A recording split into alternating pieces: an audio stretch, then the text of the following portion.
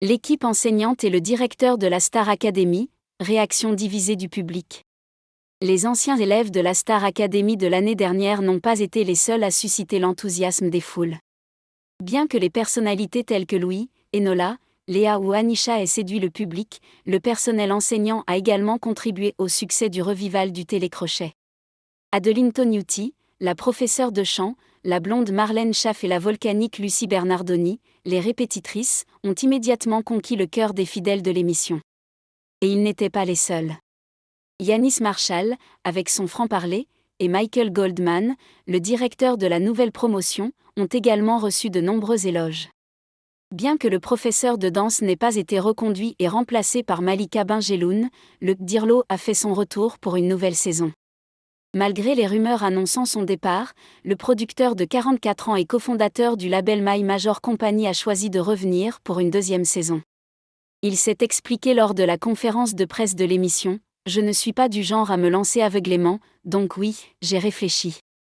Tout au long de cette année, j'ai croisé beaucoup de gens et les messages que j'ai reçus étaient tellement gentils que je me suis dit que ce serait un peu un déshonneur si je ne revenais pas », a-t-il déclaré. Cependant, une saison de la Star Academy ne ressemble pas nécessairement à la précédente, et cette année, le directeur et le public semblent avoir du mal à être sur la même longueur d'onde. Que ce soit les critiques lors des évaluations, les nominations ou les analyses des performances scéniques des élèves, rien ne va plus. Ce samedi 2 décembre, le directeur de l'école de talent a pris la parole après Adeline Tognuti et Cécile Chaduto pour commenter la prestation de Pierre sur le titre Hymne à l'amour d'Édith Piaf. Alors que la professeure de chant et la nouvelle professeure d'expression scénique étaient toutes deux charmées par la prestation du candidat, Michael Goldman a été un peu plus sévère, estimant que le talent de Pierre exigeait encore plus d'exigence. C'est vrai que sur une chanson comme ça, pour être parfaitement honnête et franc, il y a peut-être une part du mec déchiré par l'amour qui lui manque, qui m'a manqué. Il a ensuite comparé la reprise de Pierre à celle de Johnny Hallyday.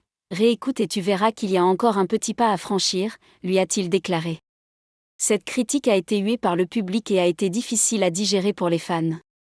De nombreux internautes se sont exprimés avec colère, il n'avait aucun argument alors qu'il est largement au niveau, pour ne pas dire au-dessus, de ses chouchous. Il faut m'expliquer ce que Pierre a fait à Goldman, car la manière dont il le soutient par rapport à Julien et Axel est incompréhensible. J'espère que l'année prochaine, nous aurons un nouveau directeur ou une nouvelle directrice. Michael Goldman est imbu de lui-même et ne brille que par des remarques vides. J'aimais bien Michael la saison dernière, mais cette année, c'est insupportable. La décision de Michael Goldman de donner son coup de cœur à Pierre à la fin de la soirée apaisera-t-elle les cœurs et les esprits ?